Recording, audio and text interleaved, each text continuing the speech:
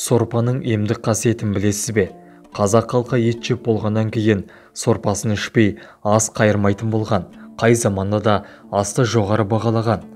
Қазақ халқының сорпаның емдік қасиеттері жайлы білімі бұрыннан болған, әсіресе босанған әйелдің күш-қуатын қалпына келтіріп, ана сүтін молайтуға көмектеседі деп келінге сойылған қойдың сорпасынан беріп отырған.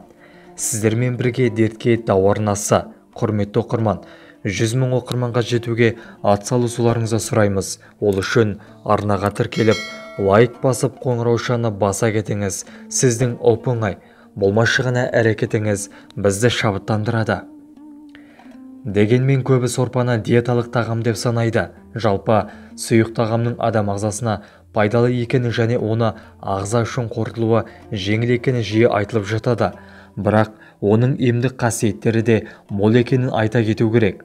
Осы ретте гастроэнтеролог Әйгерім Ормановадан сорпаның ағзаға қаншалықты емдік пайдасы бар екенін және оның қандай дерттерден айығуға көмектесетінін сұрап білдік. Дәрігердің айтуынша, сорпаның басты емдік қасиеті оның ас қорыту жүйесіне жақсы әсер етуінде.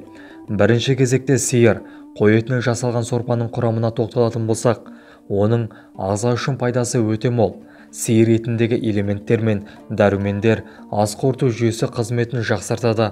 Мысалы, ол темір жетіспеушілігі, анемиясымен күресуге көмектеседі. Бұл дегеніміз сиыр немесе қой еті сорпасының тәбеттің төмендеуіне, әлсізденіп, тез шаршап қалуға жол бермейтінін білдіреді.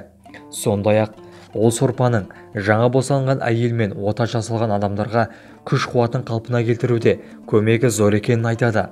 Бұдан бөлек дәрігер сиыр немесе қой етінен жасалған сорпаның кішкентай баланың ағзасына ауыр болмайтынын, керісінше денсаулығына жақсы әсер беретінін айтып өтті.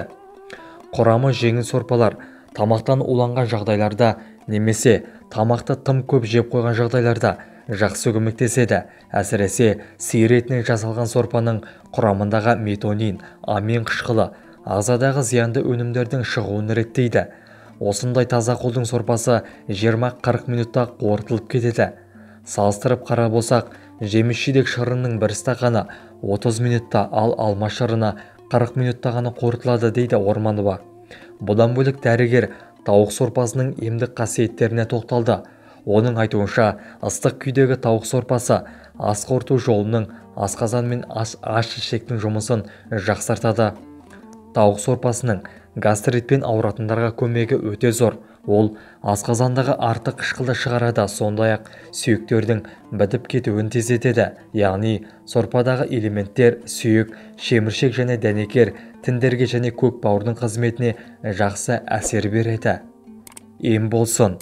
Видео пайдалы болса, достарыңызбен және жақындарыңызбен бөлісе кетіңіз. Сіздермен бірге дертке дауа арнасы. Келесі видеода кездескенше сау саламатта болайық. Ауырмаңыздар, дендеріңіз сау болсын.